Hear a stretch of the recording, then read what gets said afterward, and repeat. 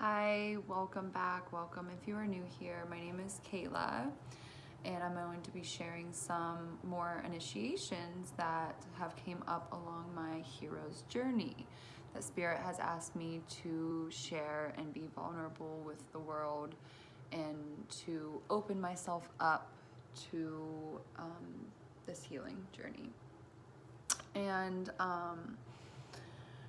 where I left off in the last video was my appendix came out, and then I got my memory back. And then after that, I ended up having seizures, and the doctors could not explain why I was having seizures or what was happening. I got many tests done, and then one day I had a physical therapy session like I did every week. And this time I got up out of my wheelchair and I started walking. And everyone was like, oh wow, like this is such a miracle. Like we never thought you would walk again. And I was like, yeah, well, I told you I was going to. So yes, of course I was going to. And I always knew this in the back of my head that like this was going to happen for me because I've been manifesting things since I've been very, very young. Desired and undesired realities. And so I have to really be aware and conscious of the thoughts that come in, and also how I speak and who I and like the way that I speak as well, because our words are spells and they're super powerful, and everything is energy, including our thoughts. So when a thought is formed, then that's creating the energy. Then whenever you speak it, that's giving it even more energy. So you just keep feeding it and feeding it and feeding it until it becomes your reality. And so yeah, after 4 months, I was able to walk again, and this was a really incredible moment. And I remember the joy and enthusiasm that everyone had and that I had. And I remember they asked if I wanted to like make this a big deal. Like they asked my mom, like, oh, do you want to like get the news crew here? Like, do you want to make this public? And she was like, no. And I was like, no, I did not want that. And so after that, I got out of the hospital. Yay. And I went back home, and I was still having these seizures, and the doctors couldn't explain what was happening until I had an appointment with my asthma doctor, and he said that I was having these seizures to open up my airways so that I could breathe. And then once I got my asthma under control, I was fine. I didn't have any more seizures. So that was taken care of. And I guess we can just go into the next initiation. So the next initiation was whenever I was in high school. I was trying to think. I think I was in 11th grade. And my mother passed away. And the day before she passed, she asked me to take her to the hospital, and I said no. My mother and I did not have a very solid and compassionate relationship towards the end of her life here. And yeah, there was just lots of chaos and resentment that was happening from her whenever, from her beating me with a wooden spoon, and then me not treating her very well either by backlashing and, back talking her and her telling me to shut up. And, it was just like this continuous cycle that was happening between us. and it was very unhealthy. And she was going through a lot, spiritually, emotionally, and psychologically. And there was just a lot of moving pieces, and so she wouldn't let me go to school that day. She kept saying that I wasn't able to go to school, that I had to stay home, and the only way for me to escape this environment that I was in with her was to go to school. So I remember I had to like trick her and like take her keys and then take the car to school. And then she threatened to call the cops on me, and I was like, well, I'm just going to school, so you can call the cops all you want, but this is what I'm doing. And then the next day I had a trip to go to, it was Kennywood. And that was an amusement park. And I went with some of my friends and had a really great time. And then I was on the way home from the trip, and I get a call from one of my best friends, and they said that my mom wasn't breathing anymore, and that my dad was there trying to give her CPR. And I remember that hit me like a ton of bricks, and it's hit me now too, because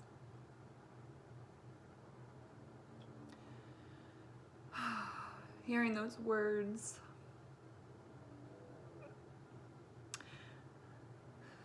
no one wants to hear those words, no matter what your relationship is with your parents.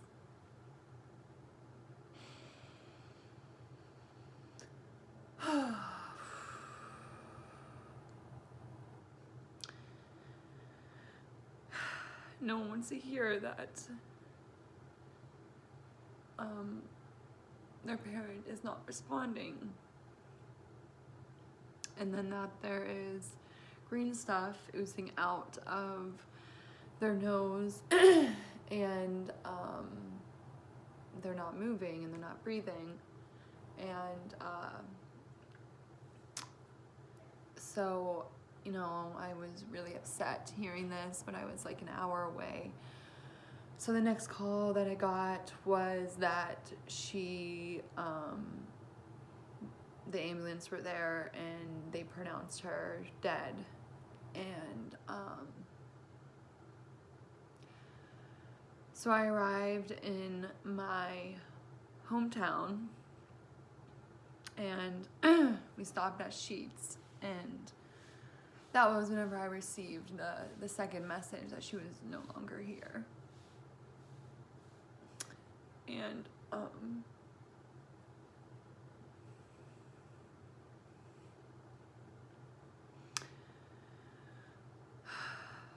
so I got out of their car.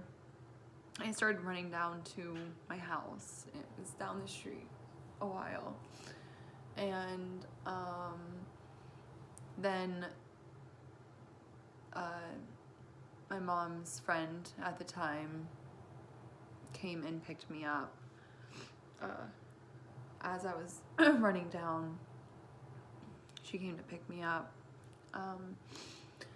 And I should mention that before all of this happened, that same friend told me that my mom was not going to be here anymore.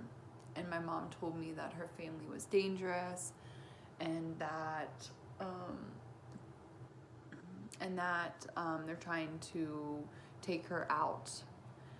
She was in charge of millions of dollars that my grandfather had, and he was in a nursing home, so she was the lead treasurer. And so yeah, I went on a ride with her friend, and she was like, your mom's not gonna be here much longer. And I was like, well, what do you mean? Is she sick? Like, what's going on? And she was like, no, it's just like a lot going on. I was like, that doesn't make any sense. And like, it just didn't feel right inside of me whenever she was saying that. It just just felt like something was really off. And this is like the same person who was watching like cult videos and like just really satanic stuff that like just didn't resonate with me. And I was trying to get my mom and my siblings away from that family. So this was like really a lot that she came to pick me up because I didn't get along with her. And then that was the first time that I smoked a full cigarette in my life. And I remember I just kept telling myself that it was taking away the pain and that everything was going to be fine, and like this cigarette was taking away all of it. And so I get to the house and I see the ambulance and the cops and the fire truck and the whole shebang. And then I go in the house and I'm like really overwhelmed and I'm really upset, and I go into the room and the coroner's there, the ambulance people are there, everyone's there, cops are there, and I burst through the door. They told me not to, and I said I'm doing it anyways. And I seen her body, and it was really, really difficult because she had green stuff just oozing out. She was very bloated. It just didn't look like her at all. And then I talked to the coroner, and I was like, do you think that this is suicide or murder? And he said, from the looks of it, it definitely points to murder, but it's going to be really hard to prove. He was like, I can tell because I've seen this situation and experience many times. He was like, but it might just be best for you and your family to just rule it out as suicide. And so after that, I went down a really, really dark path, and I ended up getting heavily into drinking, and then I started doing drugs. And like the next day got a call because she was trying to get workman's comp, and they were like, oh, like we just want to say congratulations that you got the settlement and you've been approved. And I was like, well, it's a little too late for that because she is no longer here. And so yeah, I never received any settlement or anything like that. And then my uncle, my wonderful uncle, took all of us out of the will, and he became the lead treasurer. He found some kind of loophole and took us all out of the will, so we didn't receive anything. So, you know, it was a lot that was happening. Not only did my mom pass, but then my grandpa passed. And before he passed, the lady who was my mom's friend definitely murdered her. But she was portraying to be my mother in a nursing home where my grandfather was right before he passed. But the lady who owned the nursing home knew my mom very well. And then she was saying that she was my mom, and the lady was like, no, like Melinda is gone, like she's not here, so who are you and why are you portraying to be her? And kicked her out basically. And then she went to my grandma and was getting her off of her meds and trying to get the money from her. And it was just like I said, a lot going on. And then my mom's whole family blocked us on Facebook after her passing. So that was interesting, right? My mom told me that her family was dangerous. All of a sudden, we're all taken out of the will, and now we're all blocked. Yeah, put two and two together. That frames for murder. Yeah. So there was some kind of connection between this lady and my family, because she also received, the lady who murdered my mother, she received a lot of money, just randomly. My grandma gave her like a lot of money. Thousands and thousands and thousands of dollars. Like, I think it was like 30K or more. And I hope that this truth gets out, and that this lady, Catherine, gets what she, you know, called in for herself. Because I know that after that happened, then her husband, he got in trouble for raping children, and was trying to run away from the cops, was on the run. And I guess they have done this to many families. So my family was victim to this. But then, of course, you know, her family, my mom's family, on her side, blamed my dad and all of us for her passing. And I don't know if they were all involved. I should say that. I don't know if they were all involved, but at least a few of them were. And those few were my grandma and my uncle, for sure. And I had a dream that she came to me and she was saying how, you know, she was murdered and all this stuff. And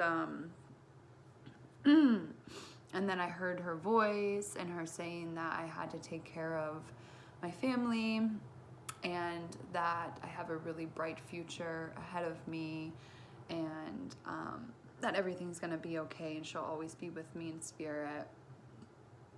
And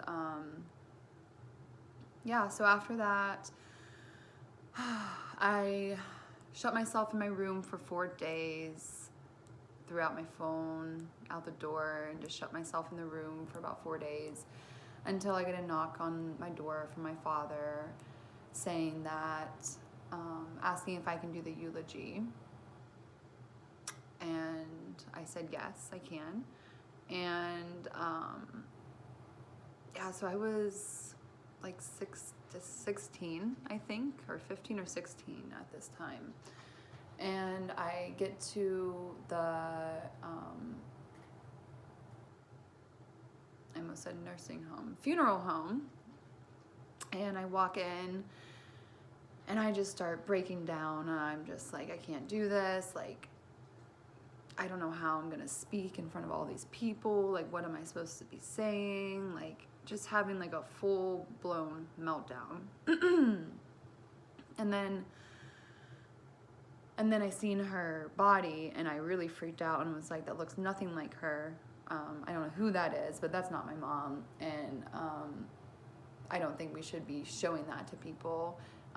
She was very bloated. It was like, it was not good. And then it was my turn to do the eulogy. And after I took myself outside and calmed myself down, and I'm pretty sure I took a shot of something as well to calm myself, to calm my nerves, and smoked a cigarette, and came in, and I was starting to do it, and I just kept choking up, and I couldn't get any words out. I just kept crying. And then my older sister came up and she stood with me, and I'm so very grateful for her because she stood up there with me, and I closed my eyes and I was like, Mom, if you are here, please help me get through this experience. Please help me be able to talk about you, you know, with grace and love and ease. And she always had really warm hands, and then I felt a warm hand on my shoulder. And then I spoke about her for a few hours, and it was really beautiful. And it all came through in a very lovely way. And yeah, and then after that, yeah, a guy who I really thought I was going to marry, and I was very, very close with since kindergarten. He ended up shooting himself in the head, and this hit me really hard because I really loved him a lot, and we've known each other for so long, and he introduced me to all of his girlfriends after we broke up. We broke up because he pushed me, and I said, red flag, you're done. So, yeah, that happened at like a track practice, and yeah, we dated for a very long time whenever we were younger, but you know, it was a really beautiful and young love, and then we were best friends after that for many, many years until he ended up shooting himself in the head. And I was one of the people who he reached out to, but I was in a controlling relationship at that time and wasn't able to get back to him in time. And I really held that guilt inside that I wasn't able to be there for him. And I know it's not my fault and all of that, but sometimes I still have dreams of us hanging out, and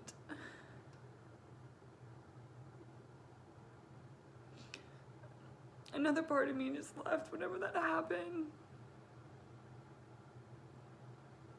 And then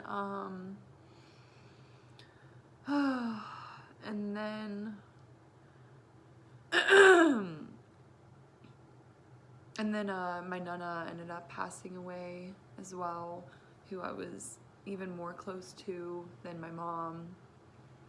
And she wanted me by her side whenever she was in a nursing home, and she wanted me by her side.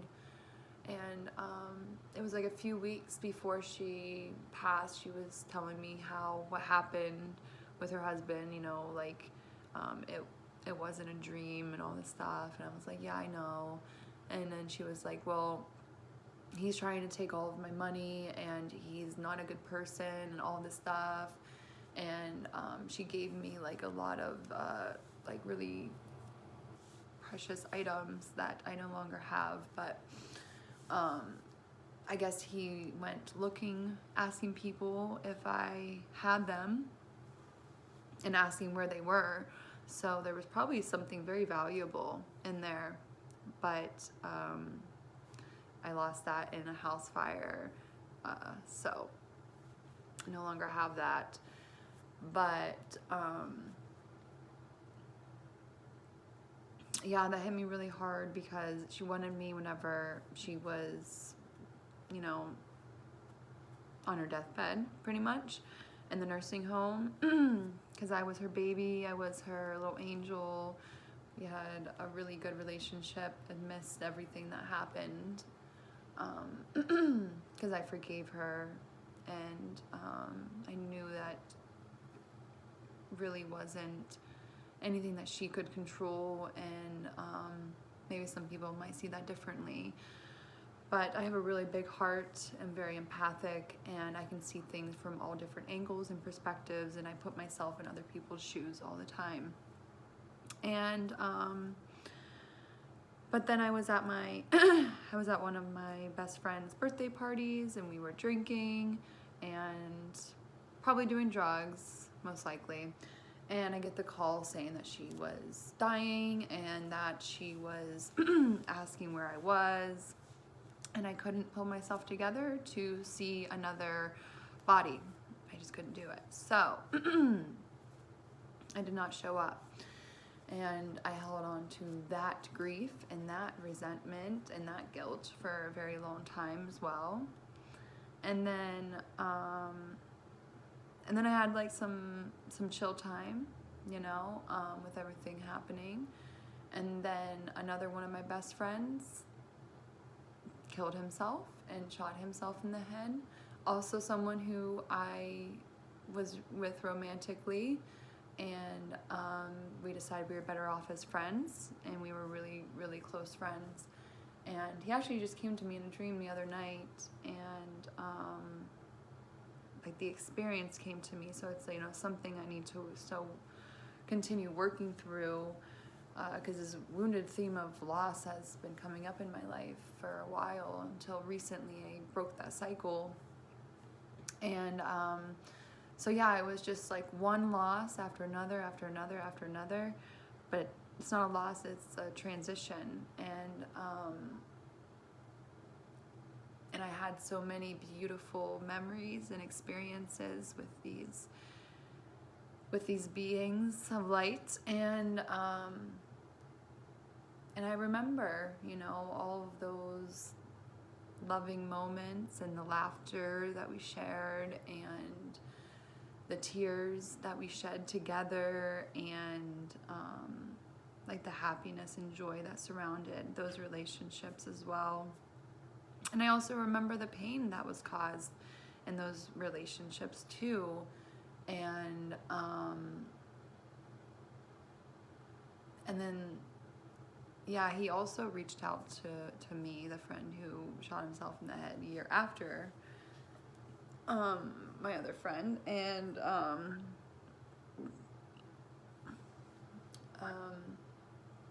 wasn't able to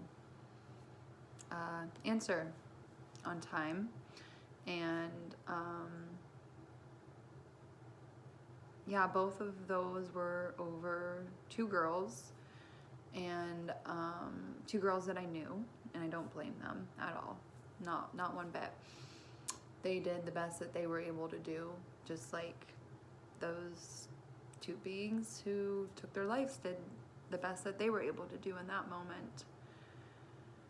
And it just really shocked me into cherishing the moments that I have with the people in my life, and being grateful for every moment, because you never know when someone's time is up here. And just sitting with that and being present. And once I realized that that was a theme that kept reoccurring in my life, that wasn't until after I was in college and I was graduating. It was my senior year of college, and I started dating this guy who was really heavily on drugs, and I was trying to help him and heal him and save him. But you can't do that, because if someone doesn't want to help themselves, you cannot help them. And yeah, he was really going through it, and I really loved his family though. I was really close to his family, and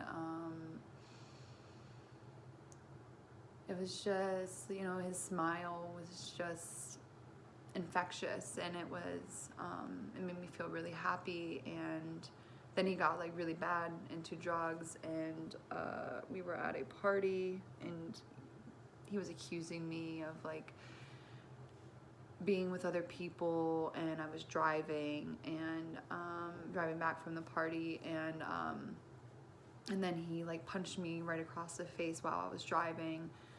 And you know, I was like, okay, I'm just taking you back to your house, I'm dropping you off, and I'm leaving. And then he was like, oh, no, like, please don't do that, like,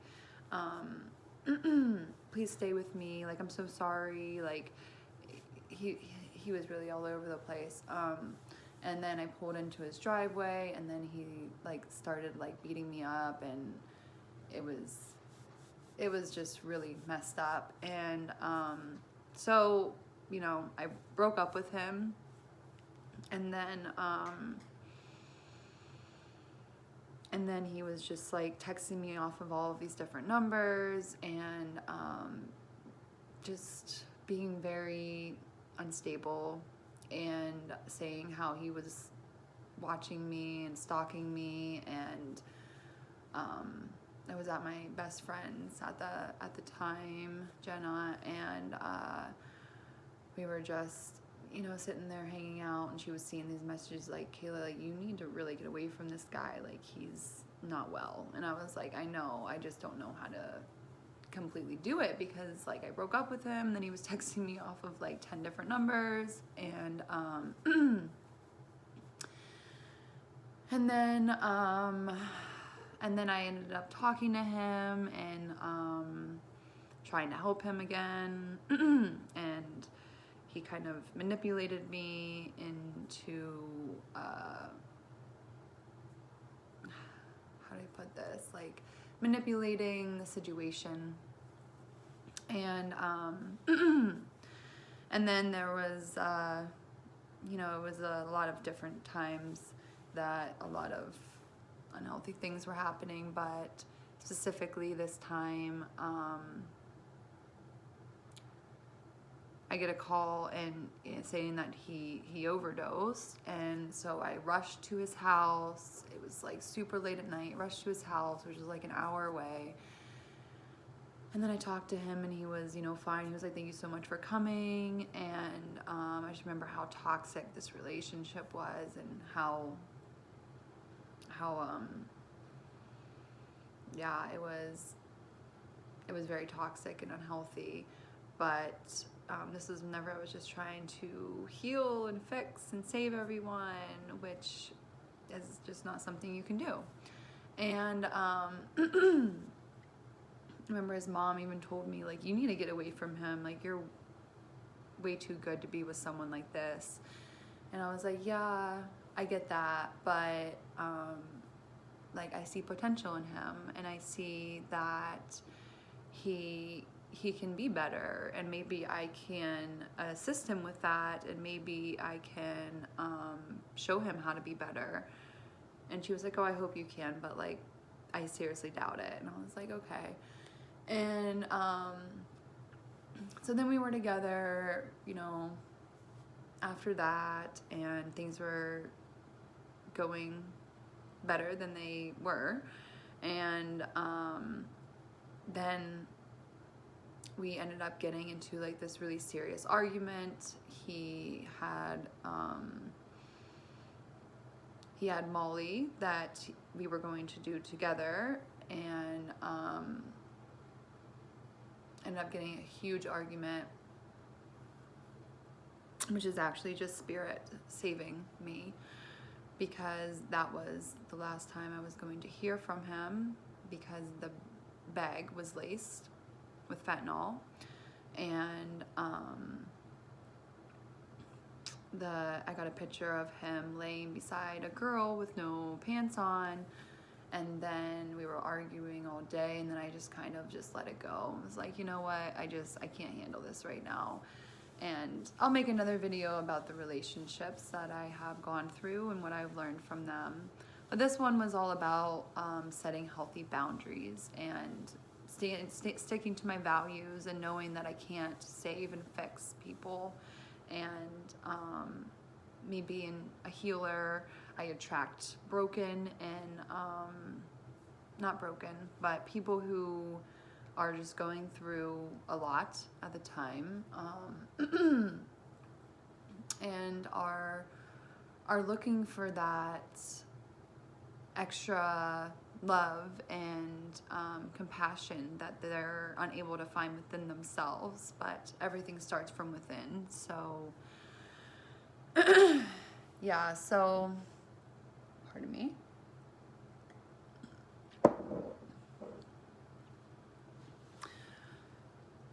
So then, you know, it was like late at night, and I remember I looked at my dad and I said, you know, so-and-so is dead. And he was like, Kayla, why would you say that? And I was like, I just feel it. I just know he is.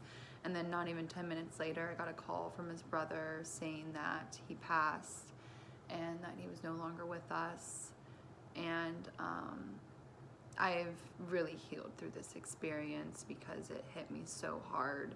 And I actually watched Beetlejuice that night, because that movie brings me a lot of joy and happiness. So I was like bawling my eyes out, and like totally not even associating anything with anything, like just completely out of it. And and watching Beetlejuice. And then and he also came to me in a dream, and he was saying how he apologizes for how he treated me and how I'm a really amazing woman and I will find the one for me, but it was never meant to be him. He was so grateful for me and everything that I did for him, and that he will always love me and he will be watching over me. And then after that, 2 weeks later, my whole entire house burned down due to my dad's ex-girlfriend burning it down. And yeah, I'll have to make a video of the experience with her at a different time. So the timelines might kind of be all over the place, but I think it's really important that I share everything that I've gone through and what I've learned from it. So going back to the learning part, I learned how to set up healthy boundaries for myself from this relationship. I learned how to stick to my values and my beliefs and love myself in a very deep and compassionate way, and realize that I can't save and fix and heal other people. They have to want to do that themselves and be open to receiving that. And then also, you know, people are taken or, you know, gone, like, sometimes, like, without any knowledge or any understanding, and it's just the cycle of life, and just feeling through those experiences and letting them flow through you, but not attaching to them is really the key whenever stuff like this is occurring in your life and experiences are building up like this, because when it rains, it does pour. And you can't control what someone else wants to do, especially taking their own lives, and it's not your responsibility to save or heal them, or whatever. Like, it has to be within themselves that they find that. And yeah, this was a lot. So thank you so much for listening and being here. And, you know, these experiences and initiations and situations, they shape us and mold us into who we are here to be. And these are things that we have signed up for to assist us with evolving and our own personal healing journeys. And you know, it's not something to avoid or neglect. It's something to really be present with and to just let it flow through you and completely. Just feel it all the way through completely, and don't suppress or hide your feelings. And it's safe to be vulnerable with other people. And